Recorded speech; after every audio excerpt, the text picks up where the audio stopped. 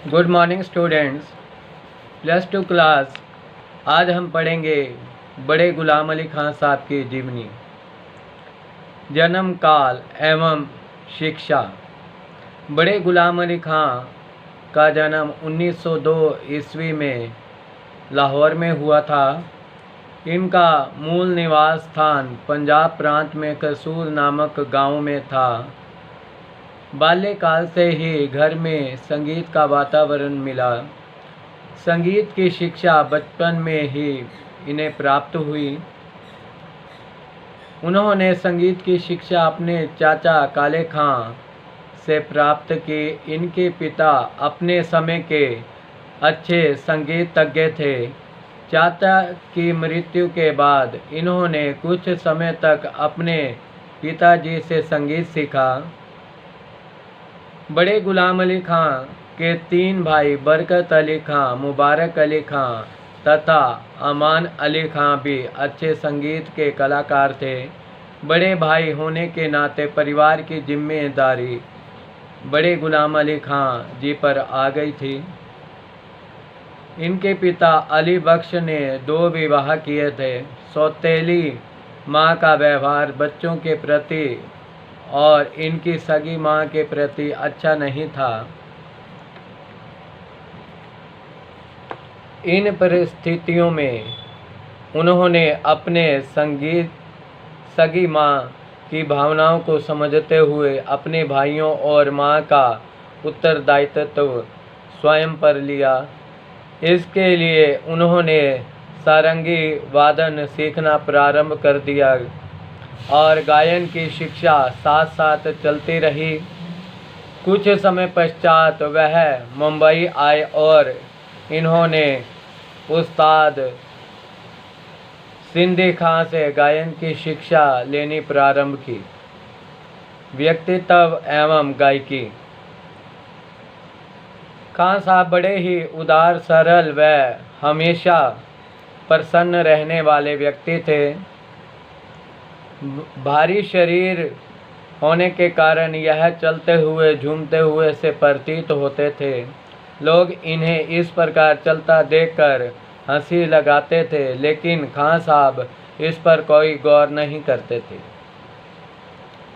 इनके चेहरे पर बड़ी बड़ी मूछें, कुर्ता, तंग पैजामा और रामपुरी काली टोपी इन्हें पहलवान दर्शाते थे।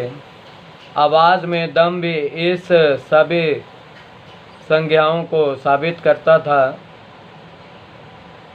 लेकिन स्वभाव में वह इसके विपरीत थे। अत्यंत मिठास भरा गायन, स्वभाव में मिलनसार और स्नेह रखने वाले व्यक्ति थे। गायन को लेकर तो कोई बंधन नहीं मानते थे। खां साहब रियाज पर बहुत जोर दिया करते थे। वाद कानून नामक वाद से इन्हें काफ़ी लगाव था, जिस पर खां साहब सरगमों के साथ रियाज करते थे। वाद कानून वाद्य यंत्र दिखने में स्वरमंडल जैसा प्रतीत होता था। सरगम गायन की शैली पर खां साहब का बहुत प्रभाव था। उच्च कोटि के रियाज से सदी हुई आवाज़ के धनी खां साहब के गायन में स्वरों का लगाव बड़ा प्रभावशाली होता था।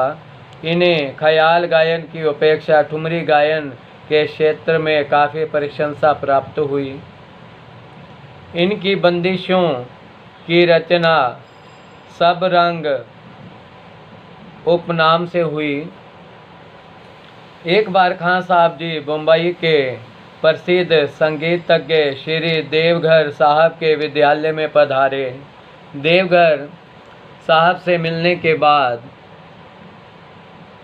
उन्होंने उनसे कहा कि आइए देवघर साहब, मैं आपको रियाज करने का ढंग बताता हूँ। इस दौरान उन्होंने कहा कि मेरे गुरु और चाचा काले खां ने अगर मुझे कुछ सिखाया है तो वह है आवाज़ का लगाव। यही एक ख़ास चीज़ है। कर्ण स्वर लगाने में इनकी विशेषता थी।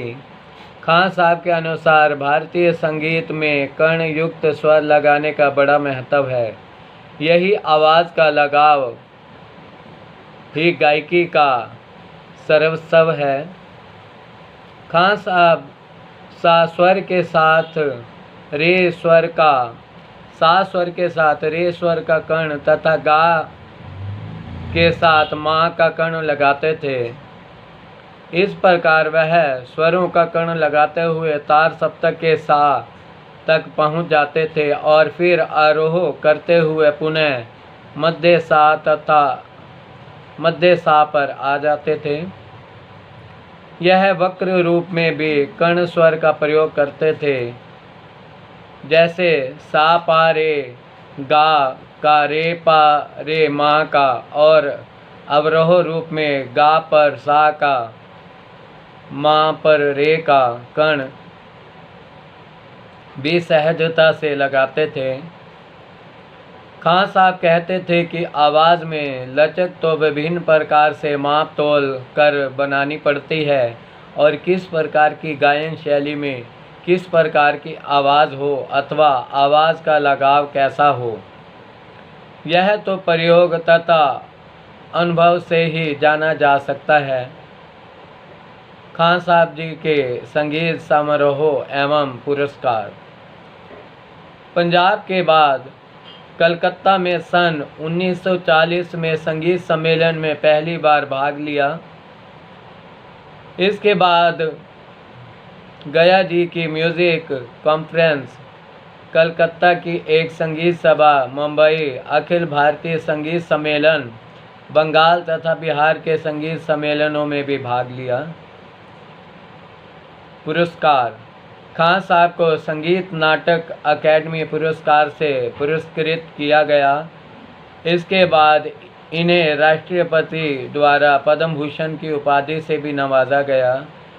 1945 में महात्मा गांधी ने इन्हें मुंबई में 2 बार सुना और प्रशंसा पत्र दिया। इनके शिष्य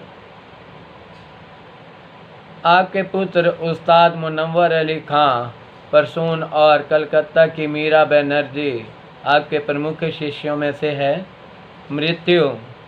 खान साहब की मृत्यु 23 अप्रैल 1968 को हैदराबाद में लकवे की बीमारी के कारण इनका निधन हो गया। स्टूडेंट्स, हमने आज पढ़ा उस्ताद गुलाम अली खां साहब की जीवनी, जो कि बहुत ही हमारे हिंदुस्तान के जाने माने कलाकारों में से एक थे और इन्होंने बहुत सारे ऐसे पुरस्कार प्राप्त किए। संगीत जगत इनके इन कार्यों को और इनके नेचर को कभी नहीं भुला पाएगा। स्टूडेंट्स, मुझे आशा है कि आपने बड़े गुलाम अली खां साहब की जीवनी अच्छे से ध्यानपूर्वक सुनी होगी और नेक्स्ट वीडियो में फिर एक नए टॉपिक पर हम चर्चा करेंगे। धन्यवाद।